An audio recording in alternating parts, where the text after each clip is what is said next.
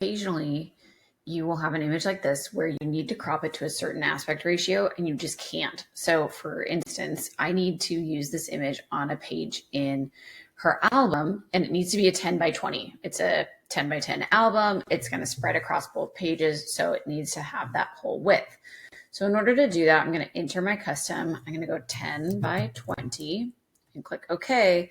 And now, as you can see, I'm really tight here. I want to add a little bit of space above her head, but the only way that I can do that is if I move her off to the side and I want her to still be centered. So I need to add some space horizontally so that I can make that crop and still have room for her head.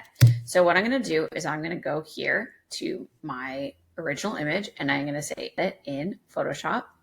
And I'm going to edit the original. I don't want to edit the Lightroom adjustments. So I'm just going to hit edit.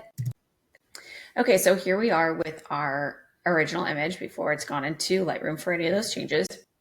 And I am just going to go to my crop tool. I'm going to clear that out of there. And I know that I need to add approximately an inch on either side.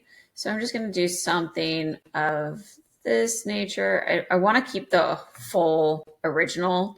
So it's going to be somewhere in there that I need to add. I like to add just a little bit more than I think I need so that I've got some wiggle room.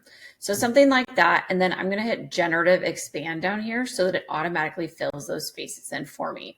All right, so there's number 1, there's number 2, and there's number 3. I don't like number 3, so I'm just going to delete that one. Decide between 1 and 2, and I think I like 2 a little bit, or I mean 1 a little bit better so that it's coming over on this side.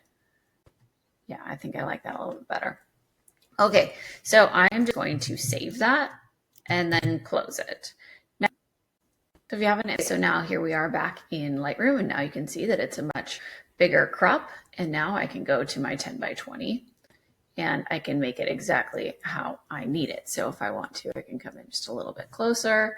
And I gave myself plenty of room to be able to figure out exactly where I want it. And then I'm just going to hit enter. And now I can export just that one to my 10 by 20. My long edge is 20 at 300, and it's ready to now put into my album. To this image here, if we use our transform and we got to add some space, like let's say we don't want to crop in, we can go into Photoshop and just add. So this one we've got, maybe 1/4 of an inch is all, 1/2 inch is what we need to add to the top. We need to add about 1 inch to the left-hand side and down to the bottom. So I'm going to add some space on all those sides so that we can crop it as full frame as possible here while making those transforms. So in Photoshop, here's the original file. I'm going to drag this out this way about 1 inch, and then I'm going to drag it up and down so that we've got enough space. And I like to give it just a little bit more than I think is necessary. I'm going to hit generate.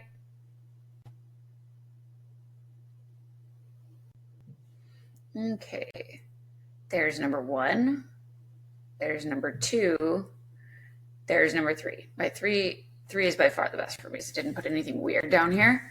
So now I've got a little extra space. So when I go to do my crop, I can come in here and crop it down.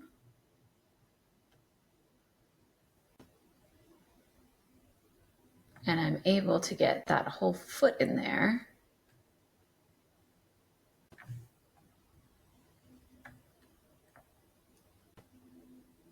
Like that. So now we've got a fairly straight window and we didn't lose the bottom or the side of his foot.